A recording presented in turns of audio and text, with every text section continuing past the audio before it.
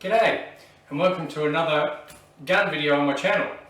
I was about to say gun review, but most of my gun review videos in the past have been about specific models of guns. And so this probably doesn't really fit in with that, because as you'll see as you start watching, when I bought this I didn't actually know what it was. I saw this on the website of my local gun shop, and it was described as a Mauser 38, but when I looked at it, it didn't look like any Mauser I'd ever seen, and a few features in the photo came out, specifically the wedge retained forend, the double set triggers, the general shape of it. I thought that looks interesting, so I hopped in the car and drove around there, asked to have a look at it. It was completely red, covered with red rust, and was also covered with grime. The stock was grimy, and I could see that there was some damage to the wrist here. But I got it for a pretty good price, so I thought, well, I'll take it home and have a bit of a look at it and maybe do a bit of restoration. Now, this rifle doesn't have any external marks on it whatsoever. There's no maker's names, there's no model number or anything like that, you know, cartridge designation, nothing. There's absolutely nothing externally showing on this rifle. When I took it out of the stock, which took a little bit of work, as you'll see, there was some proof marks on there with a bit of information on the bore size and the proof, the actual proof powder charge and bullet weight, but still no information on the actual cartridge itself. This video, the footage in this video is actually filmed over about probably 18 months, I think. So the very early stuff is with my old Olympus camera, which has pretty dodgy sound especially, and not very good picture, so so you might find the start of the videos a little bit rough, but if you're interested in this sort of thing, persevere, because it gets better as I get new equipment. The start of the video is actually some of the old footage of me going through the rifle, so showing it. I'll just quickly talk about, now this rifle is actually being restored at this point. I'm filming this as I'm actually editing the video, so it looks very different from what it did back then. In a nutshell, you know, we've got a rifle with about a 24-inch octagonal barrel. We've got sights with a little bit of adjustment in the back. We've got a wedge retained stock. We've got a engraved action, engraving on the action. There's a little bit on the back of the butt plate as well. It's not hand engraved, it's obviously a kind of machining or impressed sort of engraving. And double set trigger, fairly small, obviously a fairly small caliber, small cartridge, smallish bore for the time. So it's what we would consider, what would be called in the United Kingdom, a Rook rifle. So a light, from the sort of mid to late 19th century, a light sporting rifle designed for just general small game, possibly just general sporting shooting, blinking, you know, informal target shooting, that sort of thing. But I didn't know anything about it apart from just the impressions I got, and I talk about that in the video. So anyway, there's probably no point me waffling on about it anymore, so let's get into it. Let's take a close-up look at this rifle. Now, a few points just looking at it initially that I thought, as soon as I saw it both on the net and when I went and looked at it, is just the general design. It's sort of, to me it looks European, probably German, possibly Belgian or French, but we've got, and date-wise, it's got a wedge retained forend, which is what you get in muzzle loaders, and so after breech loading firearms came in, they still sort of used this system for a short while, just simply because they were used to it, and then soon after they realised that they didn't need to be taking the action out of the stock all the time like you do with a muzzle loader, so they changed to some other system, you know, bolt through the bottom or whatever. So to me, looking at it, that dates this to the kind of early cartridge period, you know, which is probably the 1870s, late 1860s, early 1870s. Now looking at this bolt, the design of this closely resembles an 1871 Mauser military rifle action. We've got a separate bolt head. We've got this long locking section which locks into the receiver here. We've got the cocking piece on here. We've got an extractor. I don't know if you can see that, on the left hand side, single shot. To me it looks like a miniaturised 1871 Mauser. So yeah, we've got a octagonal barrel. If you look at the bore there, the muzzle's obviously a bit worn, but it looks to be about 38 caliber, which is what it's actually registered as, a 38. If we look at the chamber end, it's about the same, so it's obviously not a very bottleneck cartridge. It's something reasonably straight. Only a light rifle, so you're not going to expect anything too powerful, so it's going to be some sort of little kind of pretty short black powder cartridge. Now I've had a bit of a look in the book, and it could be something like a, I guess 9.2 by 40 I think it is, or 46 rimmed.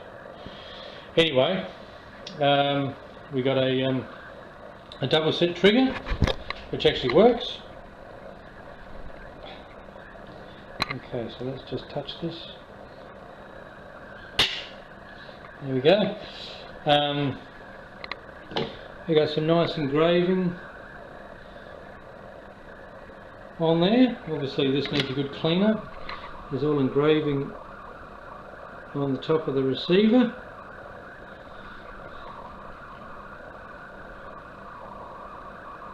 So give it a focus. Now, they're good things, bad things. We've got a crack through the wrist here, which actually obviously involves the main through bolt through the wrist here. But the good thing about this is, if you follow that crack around, there's nothing. Two things are good about this. When you've fixed broken stocks, the two things you want to not have are missing pieces of wood, which is in this case there seems to be nothing missing. And the other thing you don't want is where someone else has tried to fix it who doesn't know what they're doing and has just completely messed it up. This doesn't look like it's been fixed. It looks like just it's cracked and it's never actually come apart, and it's been left because it's held together by the trigger guard, really, because you got a screw here and a screw here. So even though this screw through the wrist is probably compromised, it's being held together. Bit of weathering to this stock here, but again, it hasn't got too many dents or gouges or anything like that. So it looks like it's got some nice grain underneath all that grime. We've got a steel butt plate with engraving on top of it. There's a little bit of timber missing on the top there, and it actually looks like it's been filled. It's been filled. Actually, it might even just be a knot. Actually, I think that's what it is. I think that's actually a knot in the wood there. A knot and a piece of timber's come out of that. But yeah, basically it's all there. The bore is a little bit dark, but the rifling's quite visible. I'm sure it's as grimy on the inside as on the outside, so a good scrub of that bore. It's not going to make it brand new, obviously, but I think it'll improve it, and that should be, if I was able to actually get cartridges that will fit it, which is a question mark, it should be doable. So, what are we going to do with this rifle? Okay, the plan is this. We're going to take it out of the stock. We're going to carefully take the stock apart, and while we're doing that, we'll assess this crack here. We will give it a good clean. Probably just use some acetone and just clean all the grime and old dried oil and whatever on there. And there is surface rust, but there's really, even though it looks terrible, I think you're going to find it's going to come up really quite nicely, because There's not a lot of pitching or anything. There'll probably be some pitching under the wood. We will check the proof marks. I'll be interested to see. I think it's going to be German. I'm putting my money on German, but I could be wrong.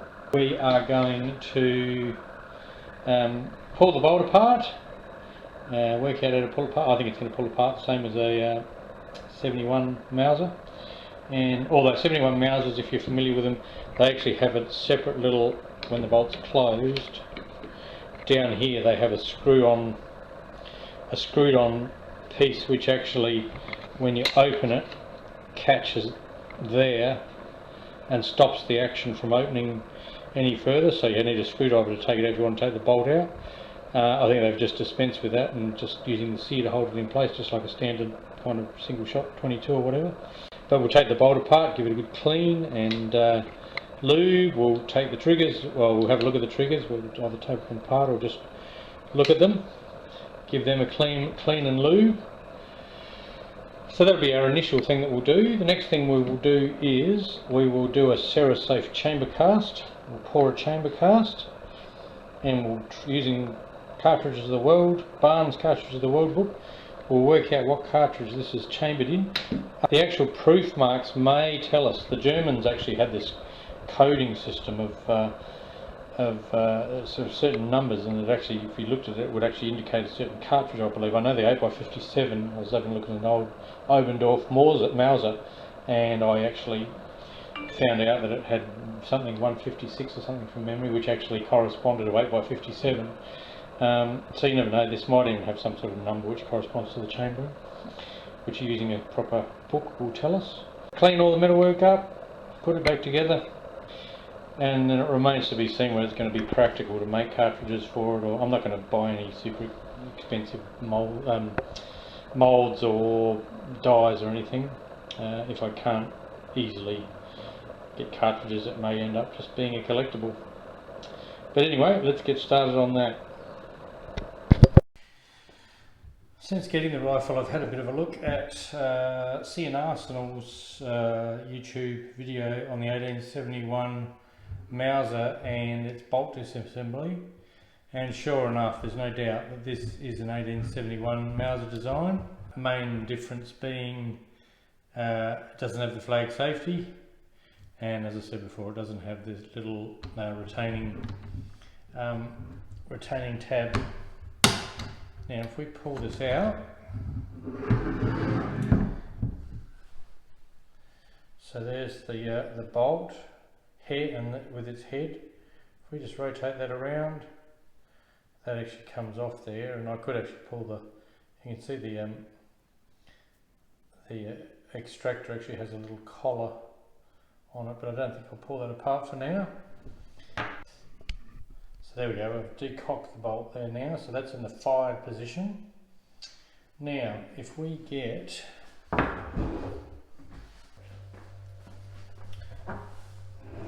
alright, using great care not to break the firing pin, we should be able to put some pressure downwards on this firing pin, like that,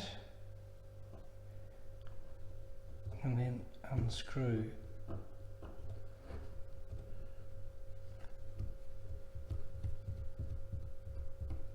And it's just as Matthias said on the video. There we go. Full of crud, but it's a pretty simple design. That's just the bolt assembly there. We've got the firing pin and spring. It's just full of dried grease.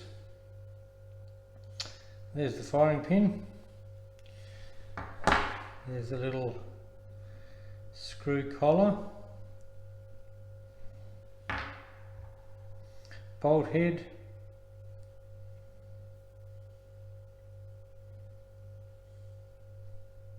Now, one thing I'll notice about this, actually no, this isn't the bolt head, sorry, this is the bolt, the striking piece really, you call it. You notice this is actually broken, there's a piece broken off here. I only noticed it after I'd bought the rifle and got it home, was fiddling around with it this afternoon. I don't think it actually does anything. I think what it does is it just sticks it. It's supposed to stick out here, and it actually just covers. Once the rifle is cocked, I'll have to put the bolt together afterwards. I'll show you. I think it just covers the hole where the gap to stop dirt getting in it. And then we've got a little washer, a little thrust washer there. Take that off carefully. There's that, and then we can just take the extractor out. Right, so there, as you can see, there's 100 years of dirt and dried grease and everything. So we're going to give that. I'll go take it out to the sink. I'll give it a good degrease and scrub with a toothbrush, and we'll oil it up. Interesting, you note. See how the bolt face, centerfire bolt, the bolt face is it's a bit unusual, like the way that the face actually sticks out, and that's the actual military 1871 is like that as well. There must have been some reason. Remembering this is really one of the first successful bolt action centerfire rifles ever designed, and they must have, Paul Mauser must have had a reason for, well, actually Paul and his brother in this early stage, Paul and Wilhelm, I think, was it? Must have had a reason for designing it like that. But you'll notice in the 7184, where they've actually incorporated a tubular magazine in the rifle, they actually changed the design of this bolt head, and it becomes kind of a bit recessed. So anyway, I'm just going to go and wash these now. Alright, now we're going to just take the action out of the stock. So we'll just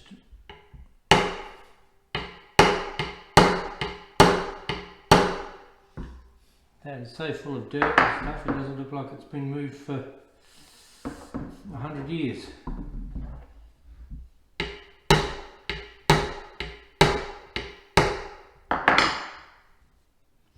Alright, we've got that level there now. Now, I do actually have a proper wedge puller, so I'll go and grab that. Alright, now this is actually my black powder bag that I use when I'm shooting muzzle loaders for the times when I accidentally put a ball down without any powder, which, if you get distracted, is not so hard to do, and it's a real pain. So in here I have a nipple prick. There's some 4F powder in there, but this is actually a Thompson Center wedge puller. So hopefully this will fit the wedge. I don't want to put any downwards because that's actually silver, German silver, that thing there. I don't want to put any, I don't want to use any leverage really.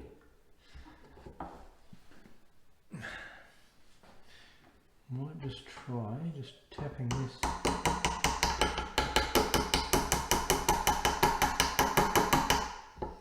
From both sides, just to, this wedge seems to be glued in with 100 years of glue, dried crap.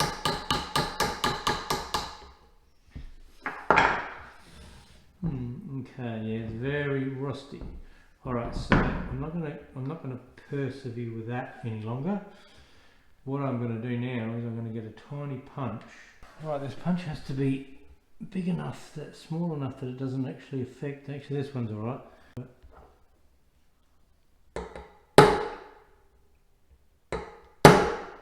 Alright, so that moved a little bit.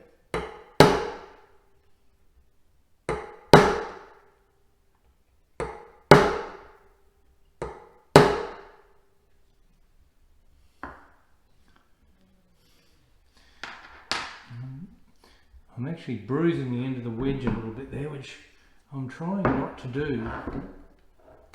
Okay, now we might be able to, I can get that on there now. So I'm gonna, oh, that's still as tight as tight. Still completely tight. Alright, so I actually found a bit of some rod, whatever that is. It's about sort of 3mm rod, which is a little bit too wide for that. Brass rod, that is. But I've actually made a little custom punch. I've actually just hammered one end of it and made it flat. Cut it off, filed it flat, so that should be nice and soft and shouldn't actually damage the wedge.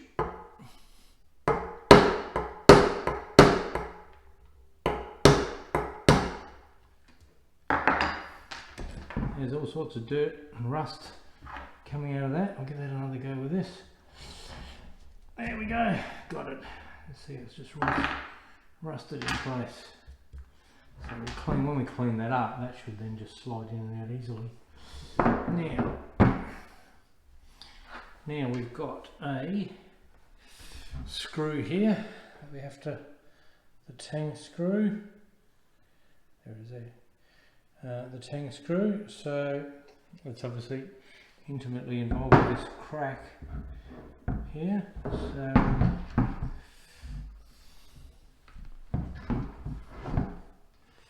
So what we're going to do is find a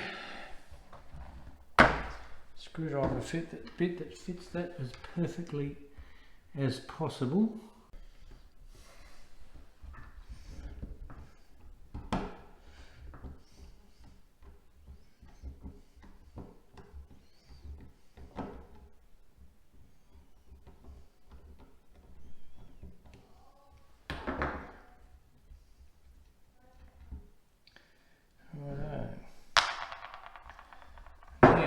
Now just being careful this stock doesn't just kind of fall into two pieces.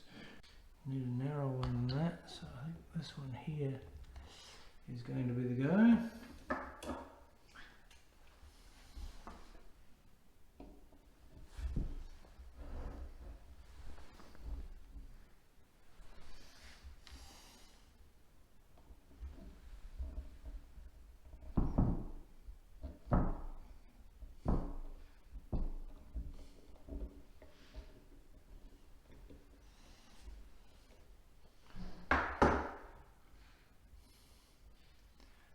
Alright, that's a tiny little screw. So, and then if we get that out there, hopefully this will just unscrew like that. It's always interesting pulling things apart that probably haven't been pulled apart for over a century. But now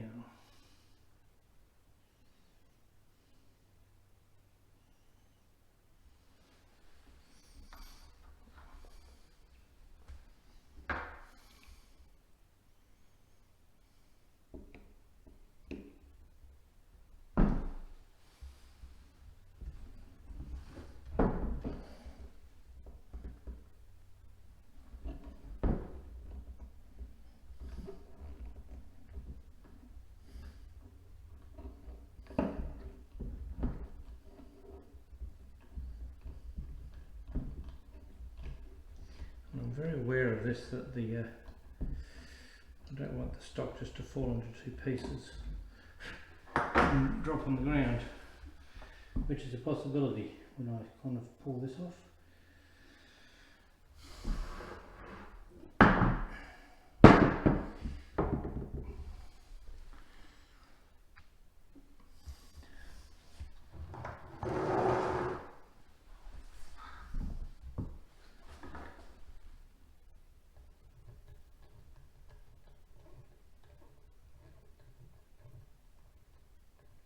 That one appears to have screwed out a certain amount, and then it's just turning.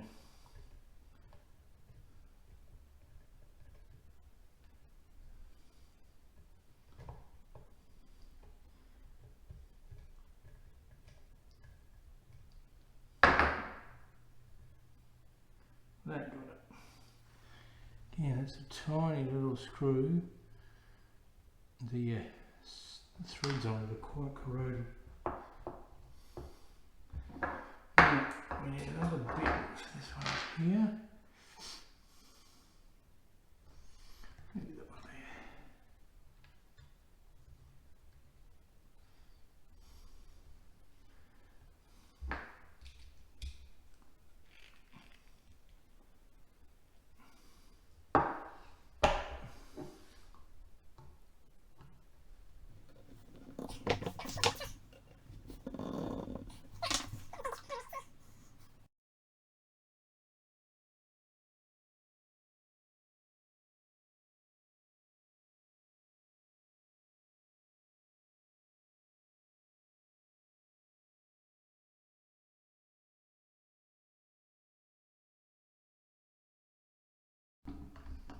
That one is just going round and round as well.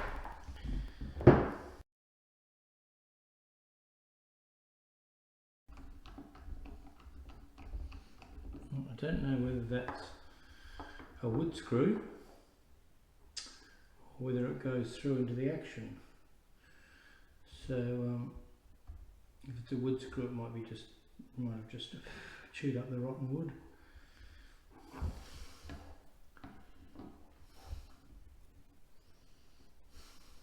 So what I'm going to do now is I'm going to screw this back in here.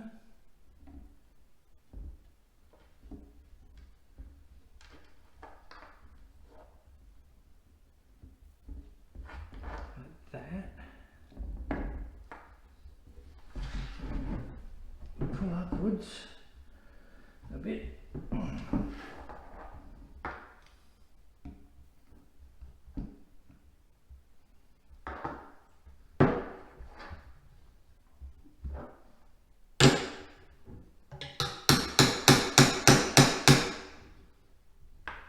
Okay, so that's coming up a little bit now.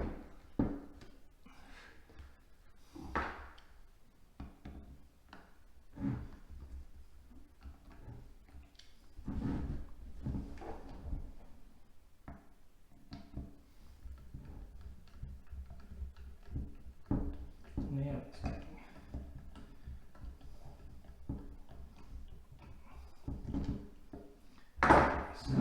Oops. Alright, so there we go. There's our. Oops. There's our trigger. And here's our set trigger.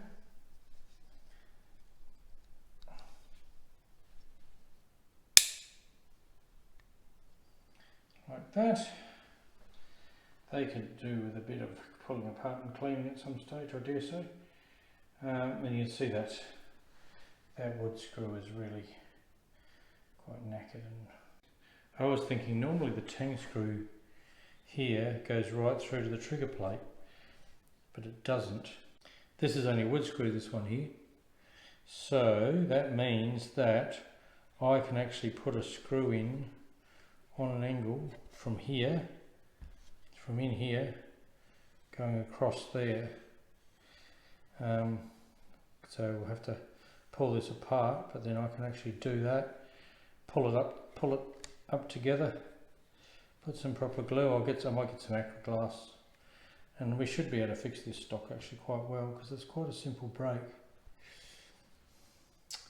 Now the next thing, without the stock kind of falling to pieces, so I wouldn't be surprised if someone's already put nails or something in here, but I'll get this out and see. I wouldn't be surprised if when we get under here there's some dodgy nails, but you can see, if you can see that, that's still loose and knackered basically.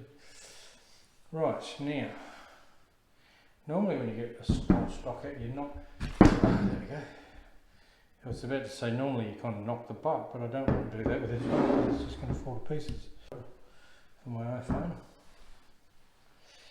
Okay, so we've got a fair bit of nastiness going on under there.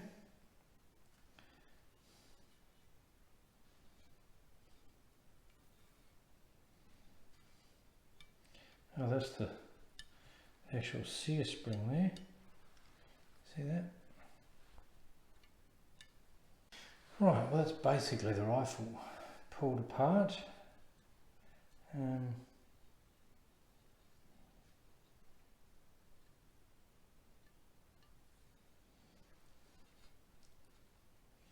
I guess I should have a go at getting that big screw out of there, taking that off and de-rust the underside there. It's obviously had water in there at some stage, but everything's there, everything's kind of okay. Let's just get the crap out of here first. This one, if it doesn't come, because it's all steel, I can always put a bit of heat on this one to get it off. Where did that come from? So I wonder if this big fat one here is going to go into that slot. It does. I might even use a lever for this one.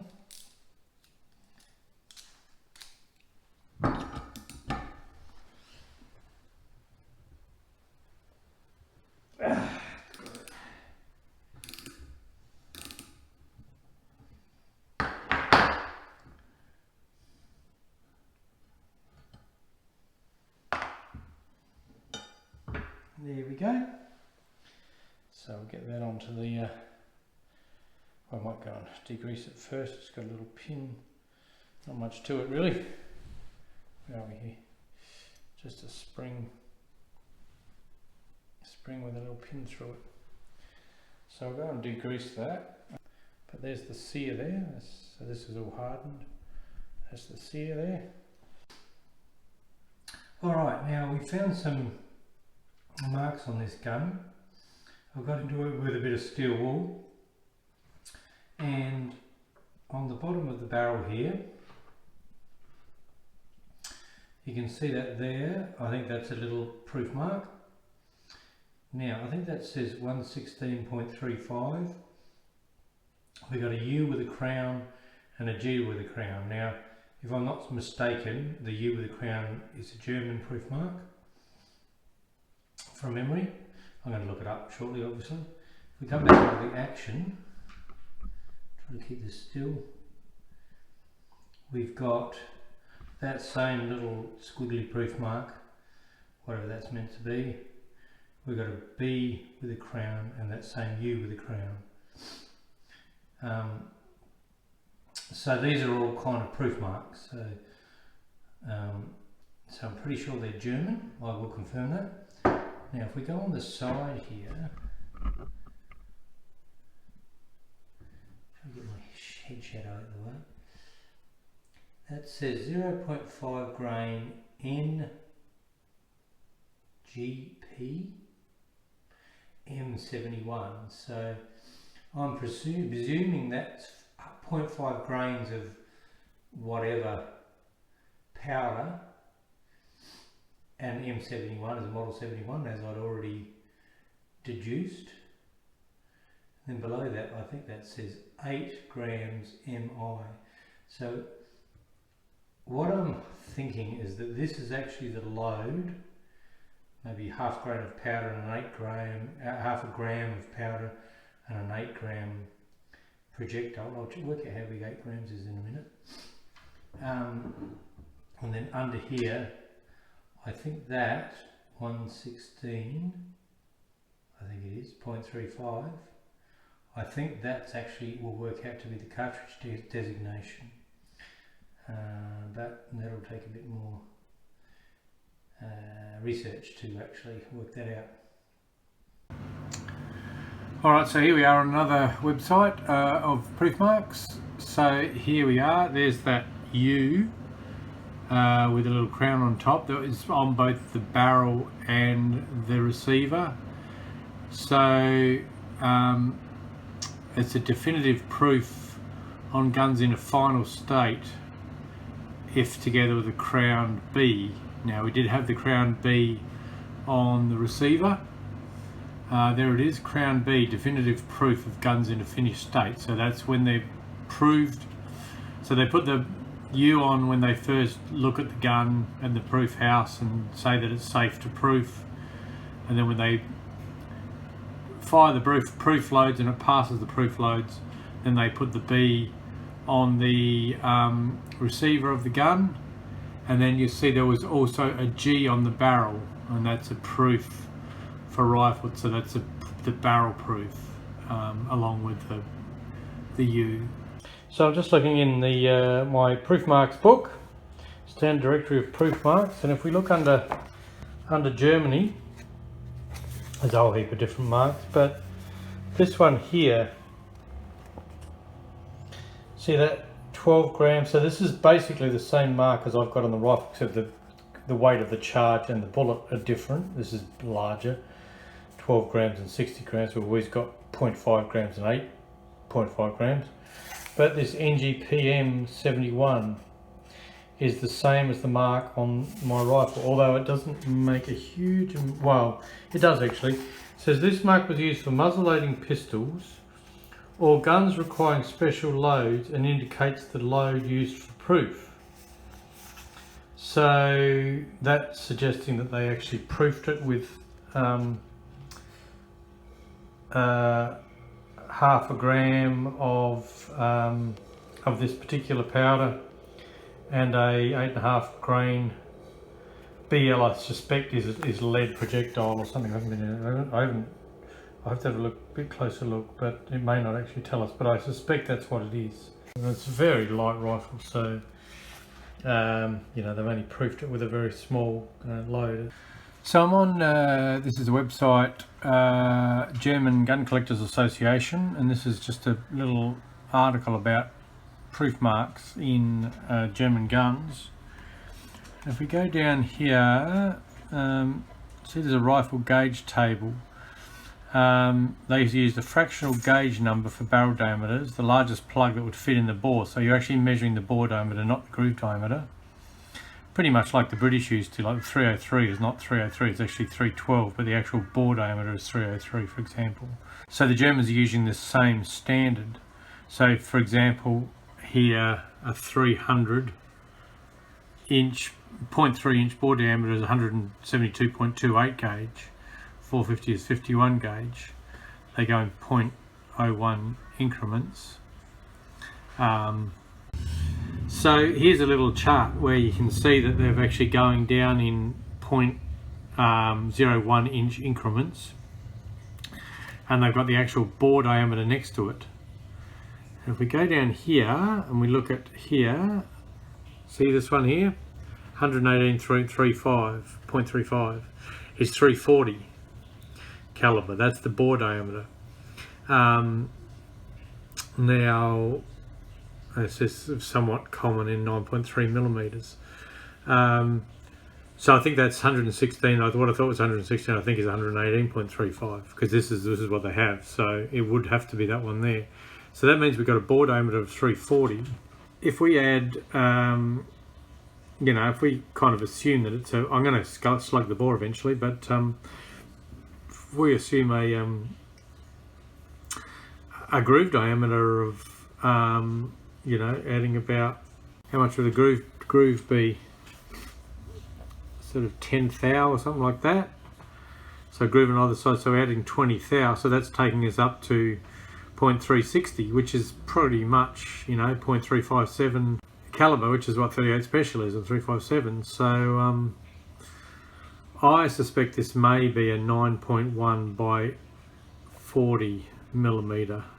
So here we are in the bathroom. I've put my cartridge case with plumber's tape around the rim of it, put it in, closed the bolt on it most of the way, and filled it up with water. I had to take a few tries, but now it seems to actually, I've got it filled right to the very muzzle with water, and it seems to be watertight. So what I'm going to do is I'm going to leave that overnight, and if that is watertight, I'm then going to tip the water out and make up some molasses solution, 10% molasses, and then pour that in there, and I'll just prop it up somewhere like this and leave it for a few days, and see if we can dissolve a bit of the rust out of this muzzle.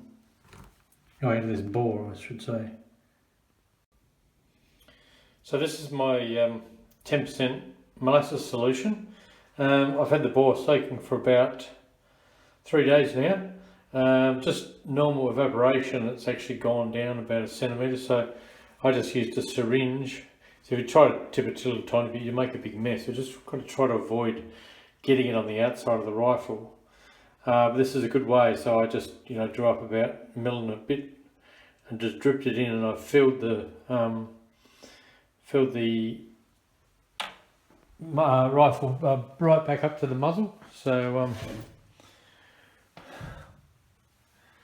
got it sitting in the corner there. So there you go, you can sort of see it's kind of filled right to the top.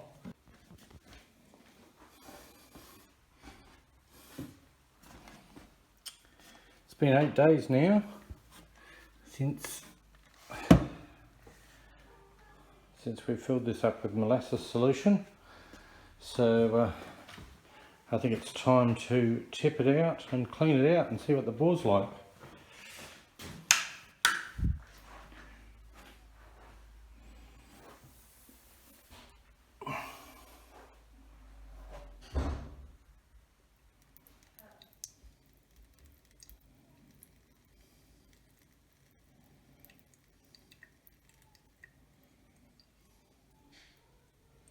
Right, so get the molasses out, and I just put the hose down there.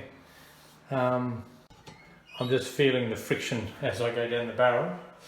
It's much less than it was. Most of it's pretty good. There's still this rough patch just here, a couple of inches back from the muzzle.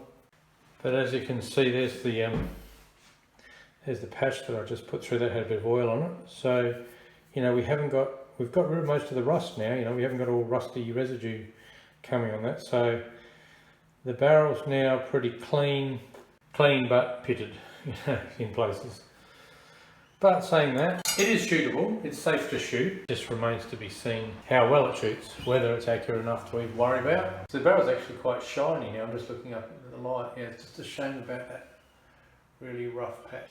Yeah, I just actually had a look in the end with a torch, and yeah, it's pretty bad, the last few inches of the barrel. But what I intend to do is I'll fix up the stock, get all the rifle in a shootable condition, fix the triggers. Then I'll load up some black powder cartridges, take it out and have a shot and just see. Alright, so I was just looking at, I'll just put the bolt back in over the sear and everything in there. I was just looking at this now that I've cleaned it all up. I was looking at this chamber here. I thought, oh, I'll get a case, see if I can find something that fits. It's got a 38 special case. And it's a perfect fit. Funnily enough, this thing was actually registered as a Mauser 38, so maybe someone else has been shooting 38 specialists through it. I'm not sure that I would shoot smokeless. I don't think I'd shoot a modern 38 special load. Now 0.5 grams is about 7.7 grains, which is only a very small load, but it could be that these were really light little target cartridges. I still don't know the exact case length that this rifle was. And 8 gram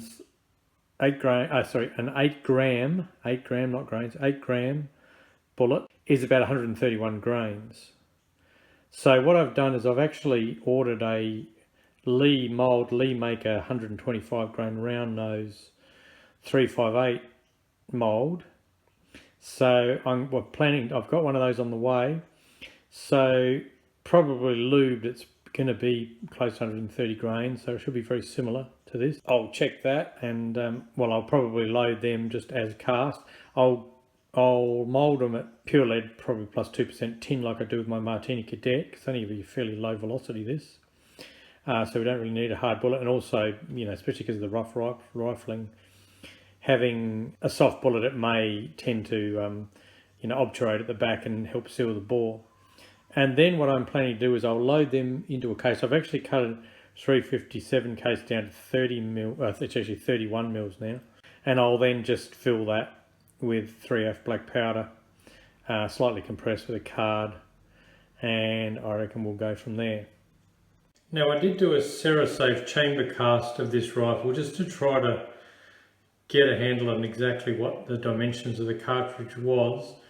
I didn't include the footage because it wasn't that successful. I managed to get the cast in there, but because of pitting in the chamber, I wasn't able to do a full length cast and actually successfully knock it out. I ended up doing a half length cast just to get the diameter of the base of the chamber. So it really didn't tell me that much that I didn't know, except for the fact that the chamber is just slightly bigger than the nominal diameter of a 38 or 357 case.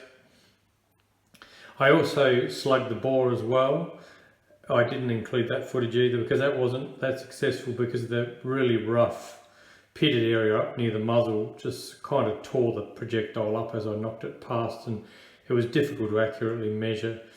And that bore diameter from the proof mark should be fairly accurate anyway. So basically we've shown that a 38 special case will fit in. Here's a 38 special cartridge with it's about 158 grain Keith style projectile.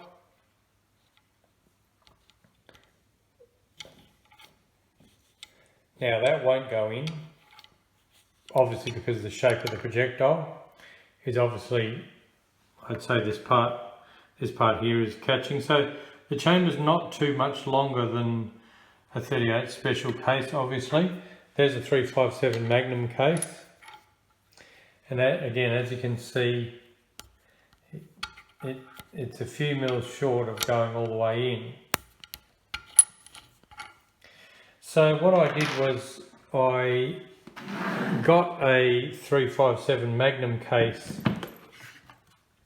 and I shortened it just a millimetre at a time and kept putting it in until it would actually fully chamber. Here's a fired case, trimmed to 30 mils.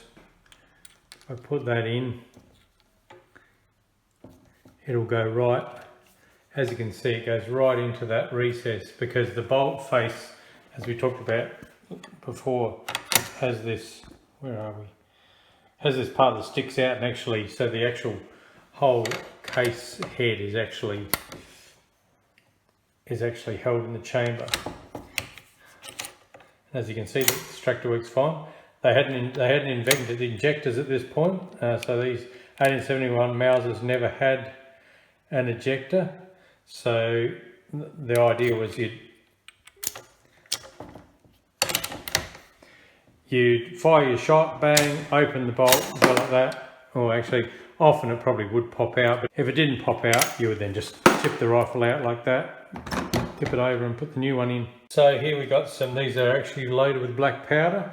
This is a 125 grain Lee mold that I got, Rando's flat point. And I think this is a pretty traditional design from that period. It's very likely that the projectiles in this rifle were probably very similar to this. And if you put that in, can't close the bolt on this one because it's a live round. The bolt would push that fully in. So in conclusion, we've got a straight walled cartridge, nominal bore diameter of 340.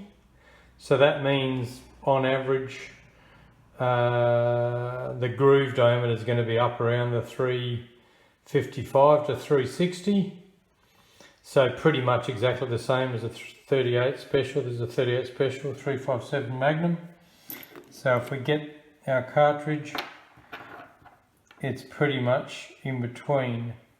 Now, actually just let me work out how long the 38 special and the 357 are in millimetres. We'll talk millimetres because it's a European rifle, so it's metric. So the nominal length of a 38 special case is 29.3. The nominal length of a 357 case is 32.75.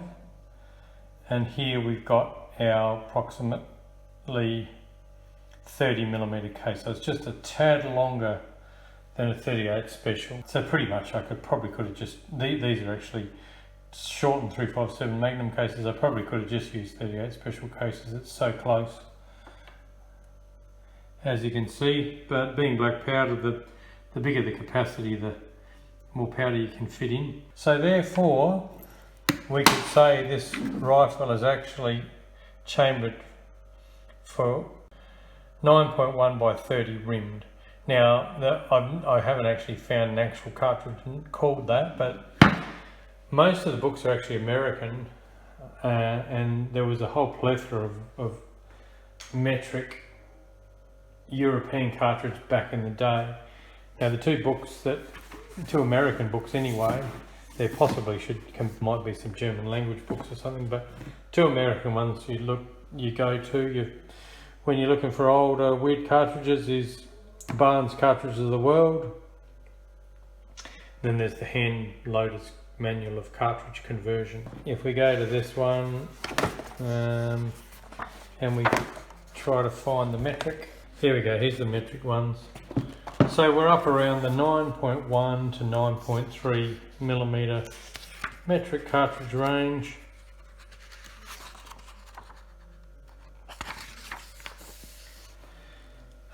And as you can see, they're all big giant cartridges. So there's nothing there. The nearest one really is this 9x40 rimmed, which is what I initially thought it might be, but it definitely isn't a 40mm case because the 357 case won't fit in, and that's only 32mm. So it's almost like it's a shorter version of that. And then we go over, there's no more straight wall cases really in the 9mm in that one. So this book obviously isn't exhaustive. I mean, the rifle might have been in some weird proprietary cartridge that the gun maker, produced as well. And then if we look at the handbook of cartridge conversions, okay, we're going looking for some sort of old black powder case. Straight wall. There's the 9.1 by 40 rimmed. So it's that other one we said, rare European cartridge circa 1900. So it seems like, again, it's a shorter version of that cartridge. The dimensions of this are sort of similar to the 38 special, but like an extra long. We're not going to find the exact case, but we've basically worked out that it's pretty similar to a 38 special, just a tad longer. So I've been looking for a bolt or a wood screw to screw this stock together. Now what I wanted was, as I've discussed, something with a nice flat head, so I can drill the hole and then do a slight countersunk hole, but with a 90-degree face on it, so that there's no sideways movement as it pulls into the wood, if you know, compared to like a countersunk screw with a V shape. But I wanted something reasonably hefty, Now this is a 12 gauge, as you can see, hex head wood screw with this big kind of shelf on it, which is far too wide. So what I'm going to, the length, I'm happy with the length of this and the size and everything. I just couldn't find exactly what I wanted. So what I'm going to do with this is I'm going to turn that flat bit off, so we've just got the head, but I don't want to make a big enough hole to have to use a 1/4-inch socket on it. So I'm going to then cut a slot in it, so I can use a slotted screwdriver, and I think that should work. This is the bolt I'm going to use to screw this stock together. So what I did was actually worked out, it's actually a little bit longer than I wanted this, to be honest, but I couldn't really get anything that was shorter but suitable. I've turned this head down here because we need something that's kind of workable, but we want it to be able to impinge on the one half of the stock and pull it into the other, if that makes any sense. So you can see this is a bit less than 10mm, so I should be able to drill a 10mm hole, and that'll be a slide fit in it. In the actual stock itself, you can see that's a bit less than 6mm. So that half of the stock on one side of the brake, we'll drill that to 6 mils because that we want this thread to be able to turn without biting in that. And then if we look at the actual diameter inside the thread, that's a bit less than 4 mils. So that means the bottom part that we're going to bite the thread into will drill a 4 mil hole. So what we'll do is we'll drill a 4 mil hole first, through the first part into the second part, and then we can, if the 4 mil bit may not be long enough, we might have to then pull it apart and finish that hole with the 4 mil bit. We'll then, on the fragment on this side, we'll drill that out to 6 mils, and then just for the depth of that head, so we can get that head hidden below the surface, so it's not impinging on anything else. We'll drill that with either a brad point or I'll find a 10 mil bit that actually drills a hole with a flat shoulder inside it, so that'll be pushing flat on there, so it won't be tending to get any splitting. So where are we here? Get that to focus. You can see the end of that screw here. I've actually ground it, but what I'm going to do is actually cut it off 3 threads back from the end because I don't want that sticking up. And then you can see the tang screw hole now. It only goes down about probably 8 or 9 mils, I think, and then you reach that screw. Which is a bit of a problem. There's not much I can do about it really. That left that little screw there. So obviously there's a minimal amount of actual wood that it's actually going to bite into, but it should be enough. Once I'm getting some acrylic glass I've got ordered from the US, so by the time I sort of fill it all up with acrylic glass, then screw it together with this screw, I think it should be alright. I mean, this cartridge is going to be virtually have no recoil at all, so so yeah, it should be a permanent fix. Right, so I've finally got to the point of sticking up this crack in the stock. I've given it a clean, just general clean with white spirits just to get the grime and dirt off it. As you can see, I've actually screwed the stock together with a sunk in screw. Now that's all going to be hidden by acrylic glass when we're finished. I'm going to get a syringe and squeeze acrylic glass down the screw hole. You can see the screw hole for the tang, where the crack actually goes into it, comes out. Right, so we're now ready to do the gluing of this stock to try to repair it. Now as you can see, I'll just get it centered there. I've put it together. I've actually put a screw through and cut the screw off so that you can just see the end of the screw just there, and then it comes out in there. I don't know if you can see that. Excuse my cat, she's on heat and she's driving me nuts. Go away, you annoying cat.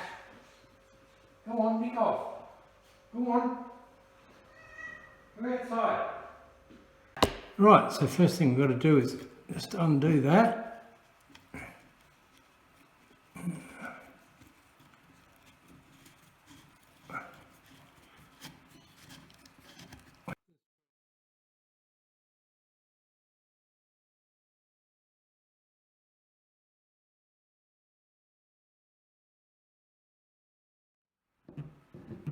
As you can see, it sort of fits together reasonably well, so there's a little bit of rotten wood. Now, just pull that screw out.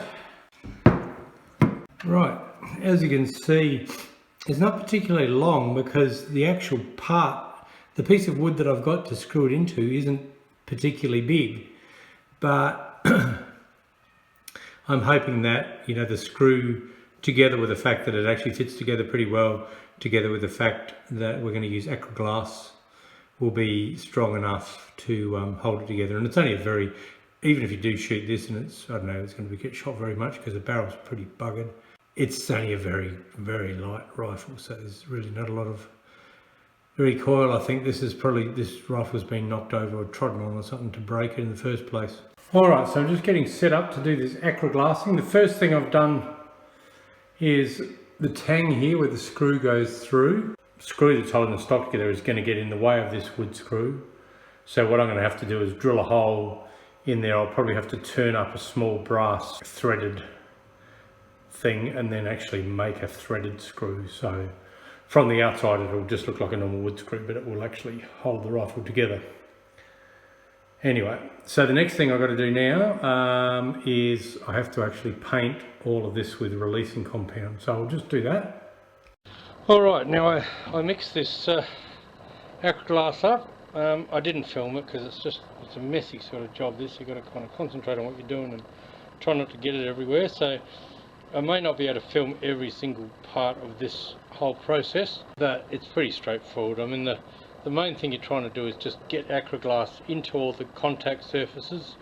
Make sure it doesn't stick to the steel. I've actually put releasing compound on the parts of the steel that are going to contact this, and then just clamp it all together, and make sure you don't smear acrylic glass on the outside of the wood if you can help it, because if you don't smear it on the outside, just the little bits that squeeze out are pretty easy to just remove, but once you smear it on, then it won't come off easily.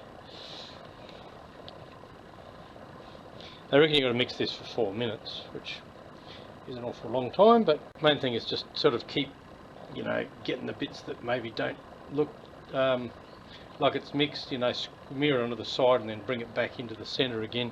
I put about 3 drops of black dye in here to make it black.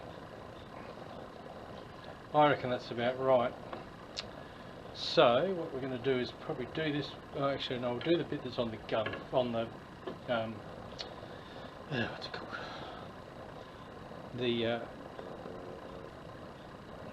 I'm concentrating on this vice. That's what it is. It's on the vice first. Now, so we're trying to fill up all the holes in here, but not make it kind of goop over to onto the outside wood that's visible. Someone's sending me a message.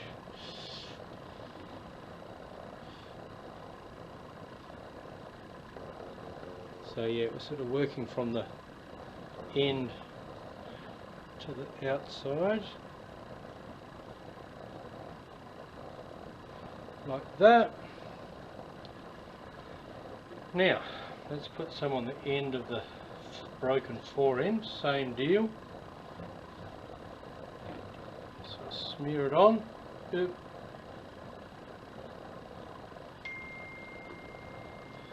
See, some of it went onto the outside there, and there is the tendency to want to kind of then wipe it off, but you're best just to leave it because it hasn't actually been pushed into the outside, so hopefully it'll just peel off, you know, the dirt and crap that's on the outside of the stock.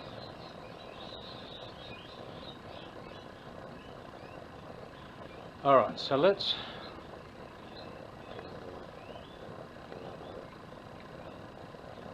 we've got to make sure it goes in the right way. That's the way it goes.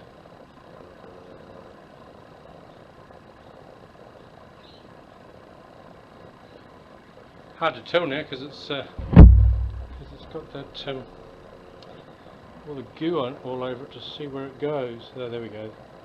That's good. All right.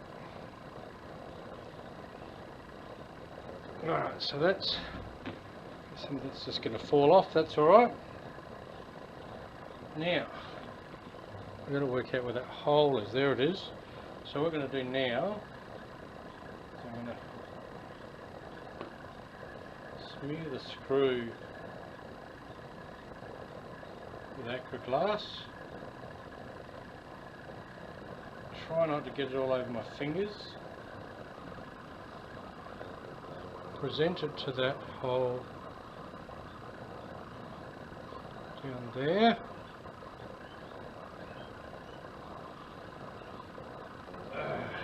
then put it in and screw it up.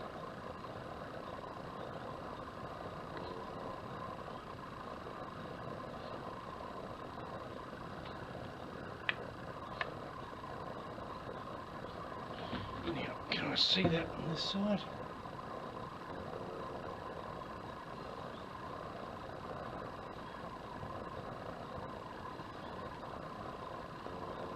Alright,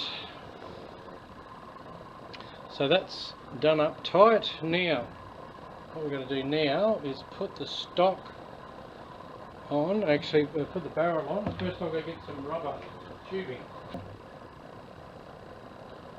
Alright, so just introduce this into where it goes. Now the problem with this is now the barrel is so heavy that the vise is probably not going to hold that.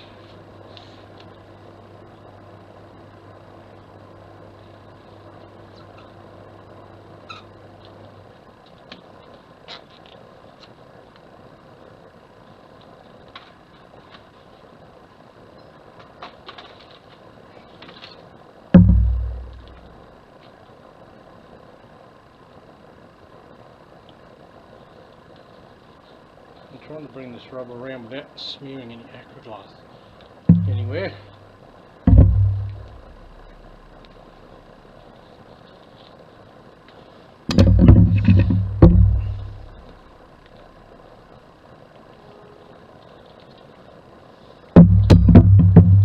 Oop. That's exactly what I didn't want to do.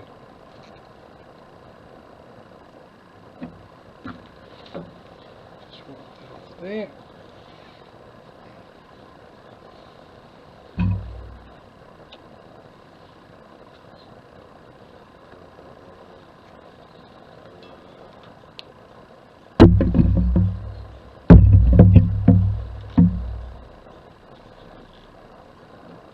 Now this time,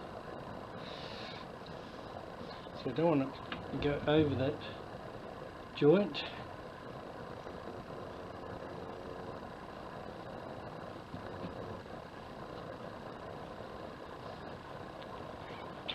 So it will come back here.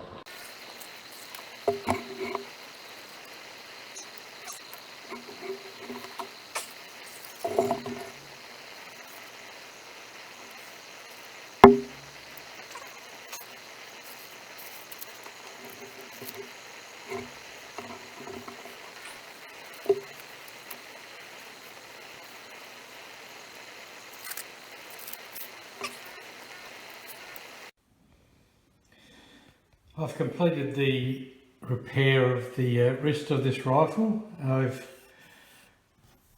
cleaned the stock with some acetone, got into the checkering with a toothbrush. As you see, it's actually come up quite nice, the checkering. So there was just a few spots where there was, you could feel the high part of the broken bit. There were sharp splintery bits. So you can see these bits. I've just actually used a chisel just to take the timber off, get it down to so that by feel it's nice and smooth. So I'm just going to use a bit of sandpaper now just to sand it up. You know, stay away from the. Luckily, where the checkering is, it all pretty much matched up. So there wasn't anything required, and I kind of kept away from the checkering. I've finished the refinishing of this stock. So basically removed the old finish with acetone and used true oil and final wax coating. All the metal parts have been converted, so I boiled them and use a carding brush to take the any loose rust off, and it's converted the red rust to black oxide. The butt plate as well. So I haven't done any bluing or anything, it's the actual natural bluing that was already there. If you look carefully, to get this focus, if you look carefully you can see my repair. See, it goes down here and through here. It's a bit easier to see on the top, there's a bit of a wider, see, going through the checkering there. On this side, goes through there. So, you know, it's obvious that it's been broken, but it's not like you can't actually feel, apart from where the checkering is, that's perfectly smooth, that joint there, you can't feel it. And it's got a threaded bolt through the centre of it, plus acryglass, so that should be as strong as it ever was. The escutcheons, the little screws that went in the escutcheons, there's 4 of them. One of them was completely had it, the thread was just pretty much rusted right off it. Another one's not that good, so I'm trying to actually source some 4 new screws for this. Now they have to be steel screws, you can get small brass ones easy enough. I've actually ordered some size 2s from Brownells. They're on their way. So yeah, I'll polish the ends and then just sort of rust brown them to make them kind of look old. So here's the little ferrule that I've made to put into the tang screw hole of this rifle. So I've turned this to about 6mm. It'll go in the hole, just a slide fit. I've put a few grooves on the outside to hold the glue, and I've drilled and tapped the centre of it 4.5 metric. So keeping with metric, as is a European rifle, we'll use metric, and that just happens to be about the right size of the screw that was in there before to go through the tang hole, to the bigger screw that will sort of still fit through the tang hole in the tang. So what I've got to do now, before I cut this off, I'm going to make the actual screw itself so I can make sure it screws in. And then pretty much about where that bottom groove is in there is about the depth of the hole. So I just have to cut it off there, glue it in the hole, clean up the glue, and then it'll be ready to screw together. So there's the hole there. As you can see, it's not very deep because the screw's there, so it pretty much goes in about that far. You can just see one of the last little groove that I machined in it just showing there. Okay, here we are. I'm halfway through making the new tang screw for this rifle. I've turned this to 4.5mm and I've just cut the thread. So here's our little ferrule. So we'll just check that I've got my threads right.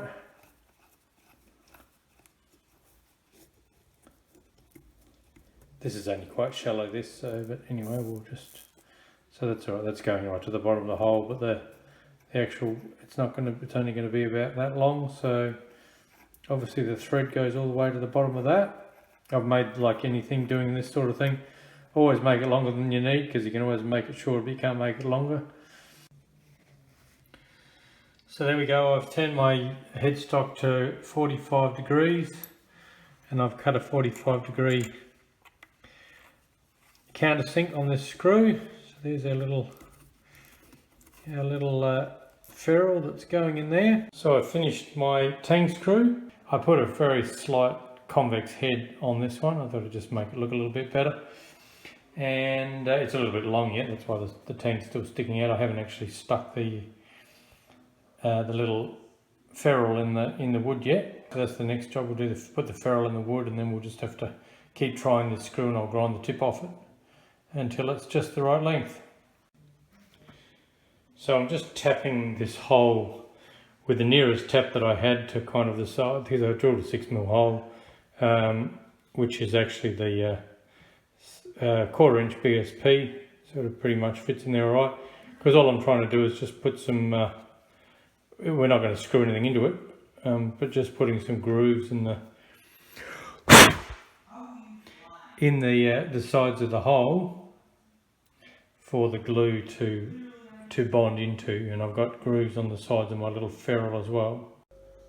So I put my little ferrule in. I was pretty accurate cutting it off. It's just a tiny bit proud, so I'm just getting in there with a fine file, and I'm just going to file it down until it's smooth with the bottom of the stock, and then we'll glue it in place. My tank screw came out nice. Now it looks really new, so that's the only job we've got to do now, is we've got to do an antiquing process to try to make this wood screw, or this tank screw, look old again.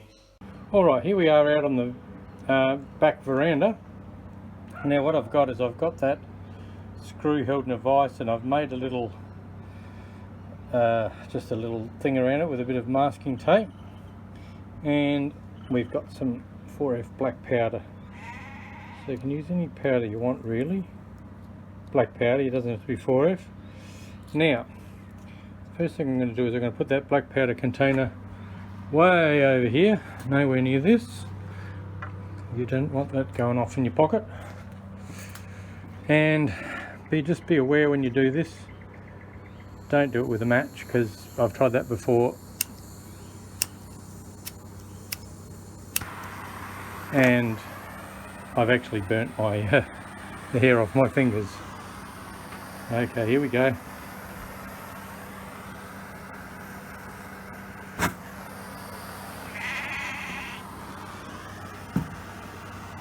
Alright, so that's the first one. Now I'm going to turn that flame off again, because now I'm going to, just for safety in case there's any embers, I'm going to take that tape off and I'm going to put another one on. Alright, so here we go for the second iteration.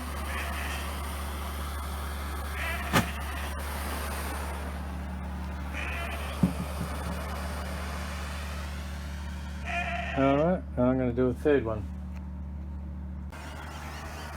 Alright, so this is the third one. We'll just do 3.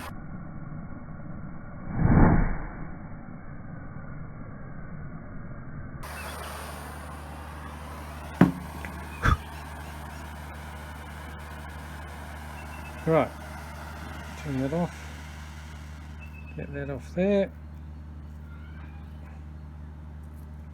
Alright, so now we've got the bolt, it's all, the top's all got burnt black powder, it's got all the residue there. That's exactly what we want. So, let's see how hot that is. It's not too hot. So we'll just take that out of there.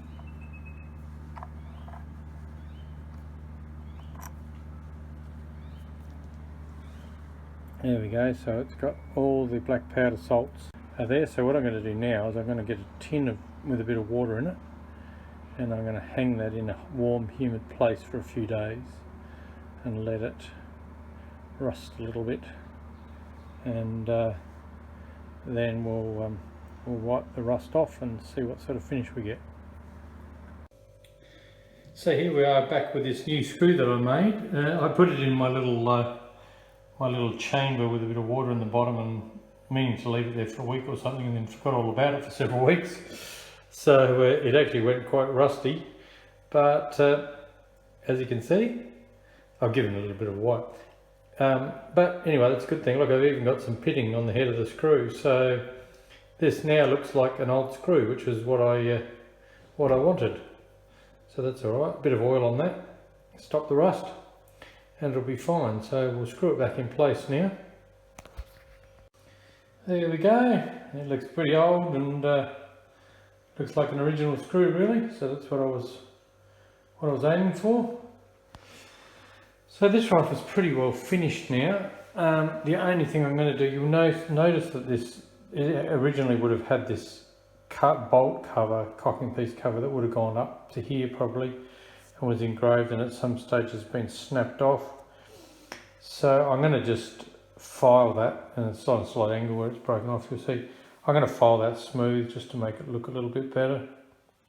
But other than that, the rifle is pretty much finished. Now the bore on this rifle is very poor. I did shoot it, I loaded up some black powder cartridges and shot it, but it's so rusty.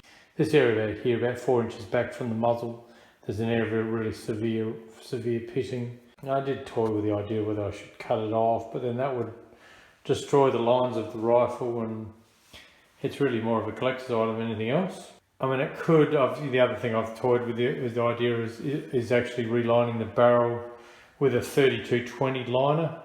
The rim would be very similar size, and it should work with that extractor, and it would probably be quite a nice little black powder single shot rifle then, but again, it's a fair bit of work and expense, and it's probably not something I'm that interested in doing, so I'm just going to put it on the market and use the money that I get with it from it to buy something which I can actually shoot, because when it comes down to it, I like mucking around with rifles, but I like shooting them just as much.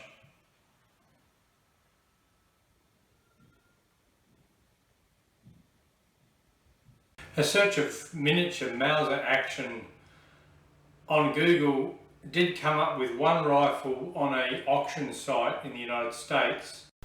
This rifle was made by Kynoch, which is still a prominent German gun maker, and it's obviously more of a high quality target rifle. It's got the fancy tang sight, barrel sight, checkering, and it's obviously in a lot better condition too. But if you look at the profile of the barrel and receiver, they're basically identical to mine. Early in the video when I was talking about this rifle, I said that you probably wouldn't want to fire smokeless ammo through it. It's only a black powder era gun. However, I've sort of decided that I'd like to see, it's not shooting very well with the pure lead or pretty much pure lead black powder loads because of the condition of the barrel. I thought it's probably worth trying it with just some hard cast projectiles. Now I've got some 38 special target loads. Now these are 148 grain button nose wad cutters, powered by 3 grains of Winchester WST powder. So it's actually a very light target load. So this rifle should be strong enough. You know, it's actually, if you look at the design, it's a reasonably strong design. I mean, I certainly wouldn't be shooting full power 38 special factory loads in it, but these should be alright. So I'm just going to fire 3 shots through it just to see whether it shoots any better than the lead projectiles.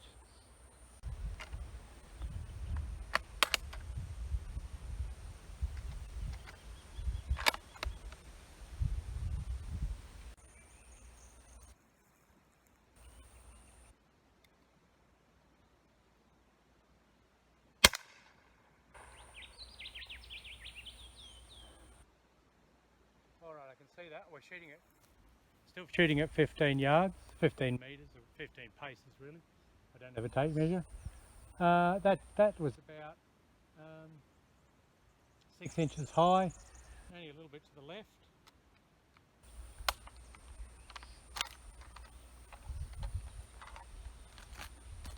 Keep the case.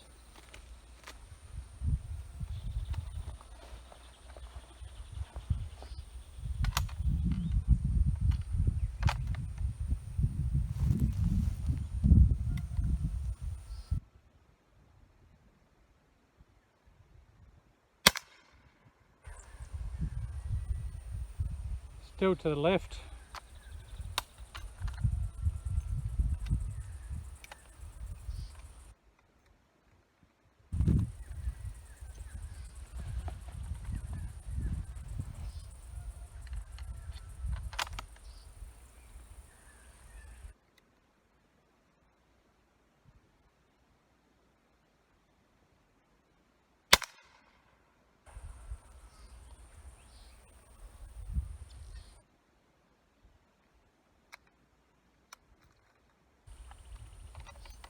I might just do a few more of those.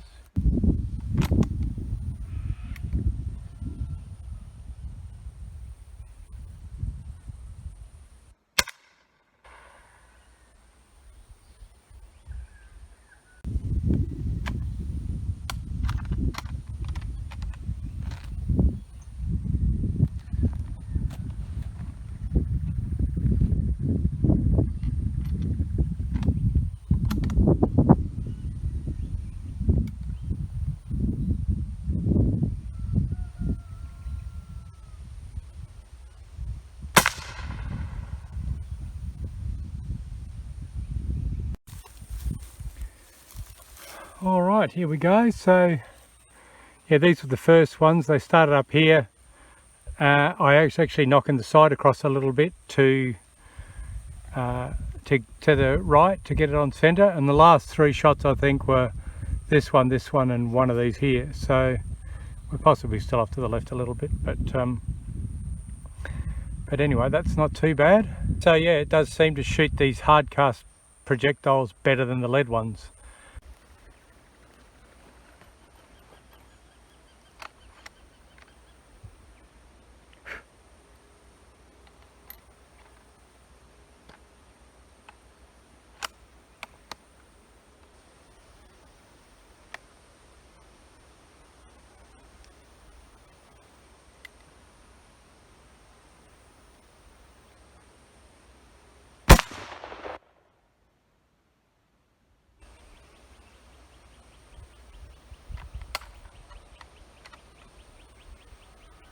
Oh, that's hot.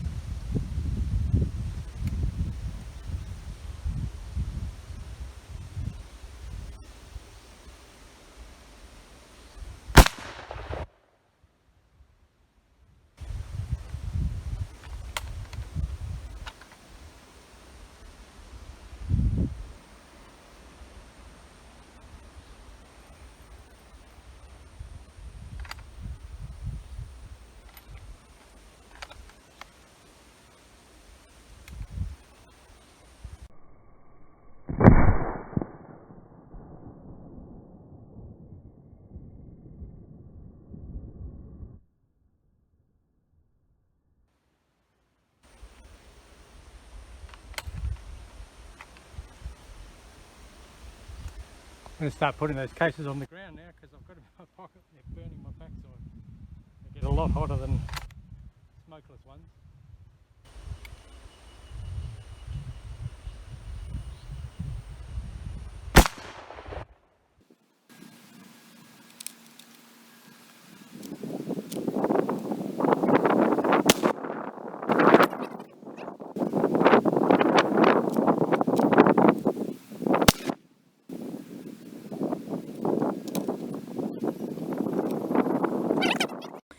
Now it's easy because of the different types of bullet, it's easy to see where these are going. So the first ones are up here, probably just till the barrel fouled. Then we had 1, 2, 3, that one there's one, and that one there's one. So not that it's bigger group, not that much different, but I'm not really, I'm shooting offhand, so I'm probably not that stable.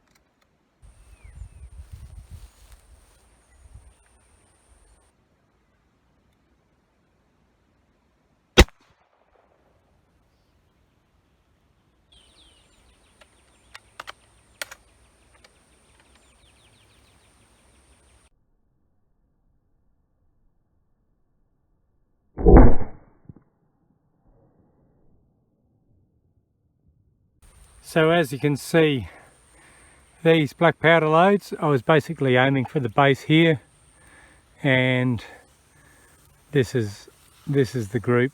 That's only at 15 meters, so it's just not really much good. So I think the most likely story with this rifle, obviously from Germany, the fact that it's got no maker's mark suggests that it was made by some small provincial type gunsmith, or built by some small provincial type gunsmith.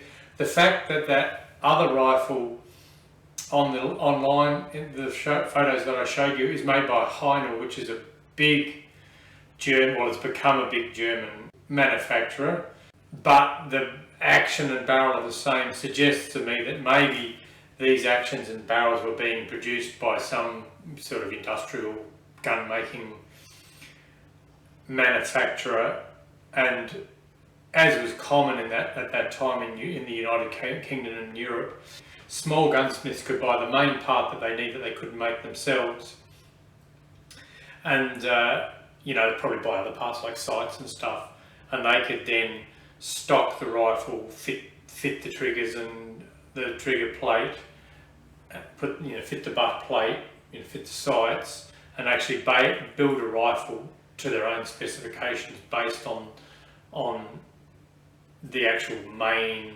action receiver barrel that they've purchased. And that's sort of backed up by the fact that it's got this impress type checkering, which is not something that a little gunsmith's going to be able to do. That's obviously come from a factory. So that's what I think this is. I think this is just a sporting rifle that was built on a purchased barrel action by a small German gunsmith. So it's a shame that the barrel is not really, shootable. If it was, I would keep this and just take it out every now and then to small rifle competitions and just have a few shots of it informally. Because it is not really a shooter, I'll probably just sell it on. Anyway, that's about it for this. Pretty interesting rifle, this, really. So I hope you enjoyed both the sort of investigative and historical part of the video, and also the gunsmithing and general restoration part of the video. So please like and subscribe, and until next time, thanks for watching.